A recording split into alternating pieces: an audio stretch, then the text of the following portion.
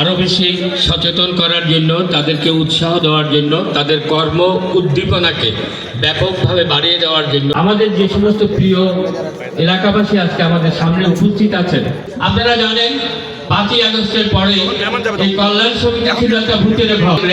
আপনাদের কাজ হবে আপনারা 16টা ব্লকে এই যে 4000 টাকার পরিবর্তে 200 টাকা নিয়ে সদস্য করার যে একটা প্রক্রিয়া, এটা ওনারা যখন জেনে আসার পরেই ওনারা দ্রুত আপনাদেরকে নিয়ে এই ব্লক কমিটিগুলো করার জন্য আপনাদের কাছে গেলেন, আপনাদের সাথে পরামর্শ করলেন। এখন আপনারা কি বলছেন, নির্বাচনের মাধ্যমে যদি কমিটি হতো তাহলে যোগ্য নেতৃত্ব আসতো, যোগ্য ব্যক্তিত্ব আসতো, এলাকা আরো বেশি সুন্দর হতো। আমি আপনাদের কথার সাথে একমত। আমি নির্বাচিত আজকের যে কমিটির সাথে আমরা পরিচিত হলাম এবং কল্যাণ সমিতির যারা নির্বাচিত হয়ে আছেন তাদের কাছে আমি বিনীতভাবে অনুরোধ করব, আপনাদের ব্লক কমিটিগুলো কমপ্লিট হয়ে যাওয়ার পরে আপনারা অতি দ্রুত নির্বাচনের মাধ্যমে আমাদের এই এলাকায় বিগত দিনের মতো নির্বাচন দিয়ে আপনারা কমিটি উপহার দেবেন এবং আমি বিশ্বাস করি সেই কমিটি নিয়ে কারো কোনো অভিযোগ থাকবে না।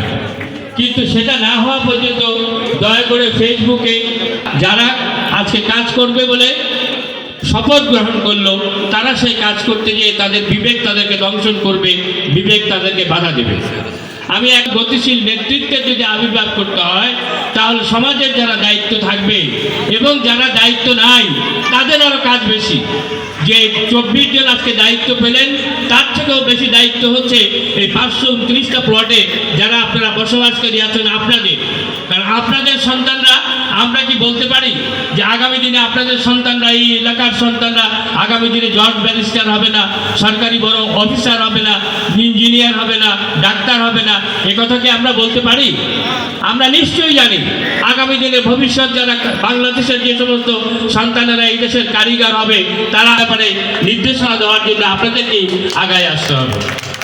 আমরা সুতরাং আমি তার সাথে অনুরোধ করব, তোমাদের এখানে যে স্কুল আছে এবং তোমাদের এলাকায় যে সমস্ত সন্তানেরা আছে তাদের মধ্যে যে সমস্ত ছেলেরা মেধাবী, বিচক্ষণ এবং যাদের লেখাপড়ার প্রতি অত্যন্ত মনোযোগ আছে তাদেরকে আইডেন্টিফাই করো, চিহ্নিত করো এবং তাদেরকে তোমাদের এখানে যারা বৃত্তশালী ব্যক্তিবর্গ আছে তাদের মাধ্যমে যদি একটা বৃত্তির ব্যবস্থা করে দিতে পারো তাহলে তারা আরও বেশি উৎসাহিত হবে এবং সেই সাথে যাদের সেই সঙ্গতি নেই তাদেরকেও যদি নিরক্ষর থেকে তাদেরকে মুছে যাওয়া যায় তাহলে সেটাও আমার মনে হয় সমাজের জন্য ভালো হবে। আমি মাননীয় ভারপ্রাপ্ত কর্মকর্তার দৃষ্টি আকর্ষণ করে বলছি, আমাদের এই উত্তর পাহাড়তলী ওয়ার্ডে 72,000 ভোটার, তার 4 ভাগের 1 ভাগ ভোটার হচ্ছে এই 18,000 ভোটার হচ্ছে এই আমাদের বিশ্ব ব্যাংক কলোনি এলাকায়।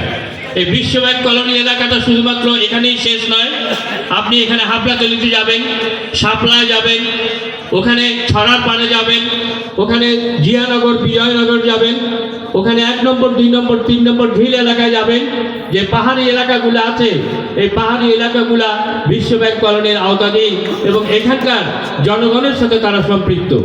আমরা অতীতে দেখেছি বহু রাঘবওয়ালরা তারা অন্যায় নিয়ম করে ওই সমস্ত ঝিল এলাকায় রাত্রি যাপন করত, তারা সেখানে তাদের একটা অভয়ারণ্য তারা তৈরি করে রেখেছিল।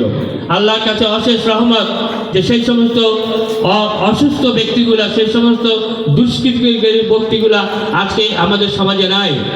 কিন্তু আমাদেরকে সতর্ক থাকতে হবে, যে কথাটা আজকে আমাদের এখান থেকেই আপনাদের কাছে বলা হয়েছে বারবার, যে যখন কোনো, আপনি জানেন যে 5ই আগস্টের পরে সারা বাংলাদেশে যারা অপকর্ম করেছিল, যারা নিপীড়ন নির্যাতন করেছিল, যারা তাণ্ডব করে এলাকায় নিজেদের সুনাম ক্ষুণ্ণ করে, পরিবারের সুনাম ক্ষুণ্ণ করে নিজেদের স্বার্থ সংরক্ষণের জন্য বিএনপি পরিবারের উপর নির্যাতন চালিয়েছিল, তারা কারো না কারো ভাই, কারো না কারো আত্মীয়, তারা মাননীয় ভারপ্রাপ্ত কর্মকর্তা মহোদয় বলেছেন তার এনআইডি কার্ডটি আপনারা সংগ্রহ করে সংশ্লিষ্ট থানায় জমা দেবেন এবং থানার যিনি যে চৌকস ব্যক্তিবর্গ আছেন, অফিসাররা আছেন, ওনারা তাৎক্ষণিকভাবে জেনে যেতে পারবেন যে এই ব্যক্তির পূর্ব পরিচয় কী ছিল এবং তা যদি আমরা সঠিকভাবে পালন করতে পারি তাহলে আমরা বিশ্বাস করি আমাদের এলাকায় সন্ত্রাস পরিপূর্ণভাবে নির্মূল হয়ে যাবে। আমি একটা কথা আপনাদেরকে অত্যন্ত আন্তরিকভাবে বলতে চাই, আমাদের এই এলাকায় শুধুমাত্র বিএনপি পরিবার বসবাস করে না, বাংলাদেশের সকল লম্বি লোকেরা বসবাস করে, সকল দলের সাথে সম্পৃক্ত সেই সমস্ত লোকজনও বসবাস করে। আমরা কারোর প্রতি অন্যায় আচরণ করতে চাই না। যদি এখানে কেউ আমার দলের কোনো ছেলে পেলে বা আমার দলের কোনো নেতা খাতা যদি অন্যায়ভাবে কারোর সাথে কোনো নীরব চাঁদাবাজি করে, আপনারা দয়া করে একটা ডকুমেন্ট সংগ্রহ করবেন এবং সেই সংগ্রহের কথাটা কল্যাণ সমিতির পাশাপাশি আপনারা আমাকেও জানাবেন। আমি কথা দিয়ে যাচ্ছি, এই এলাকায় কোনো নীরব চাঁদাবাজি হবে না, নীরব কোনো সন্ত্রাস এই এলাকায় হবে না। কিন্তু আপনারা যদি তা না করেন, যদি মুখে বলে বেড়ান যে রহিমুল্লাহর ছেলে করিমুল্লাহ অমুকের কাছে চাঁদা চেয়েছে, সে কথাটা আমি মানব, কিন্তু আমি বিশ্বাস করতে পারবো না।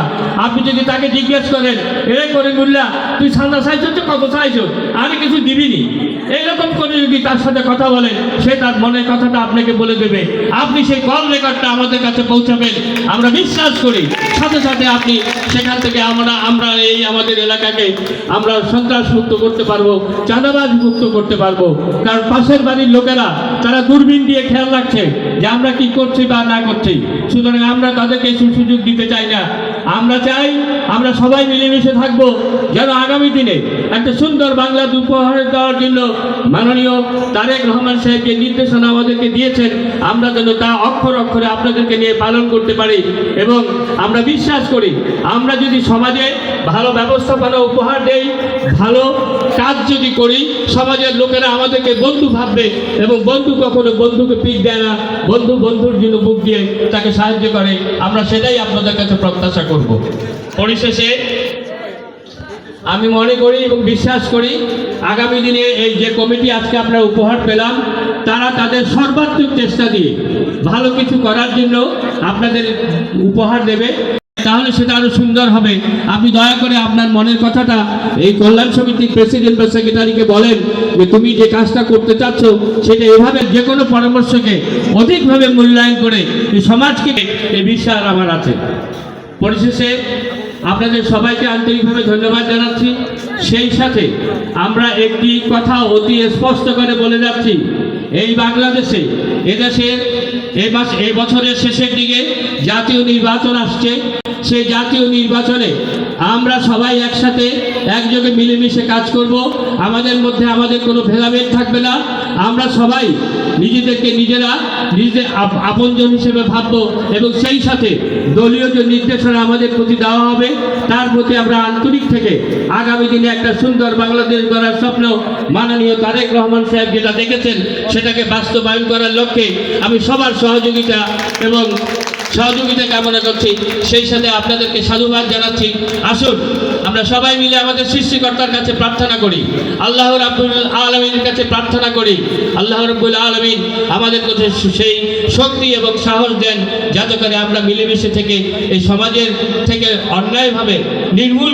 অন্যায়কে নির্মূল করে দিয়ে একটা সুন্দর সমাজ ব্যবস্থা কায়েম করতে পারি।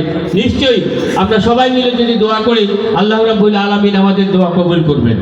পরিশেষে আপনাদের খুদা হাফেজ, আসসালামু আলাইকুম ওয়া রাহমাতুল্লাহি ওয়া বারাকাতুহু।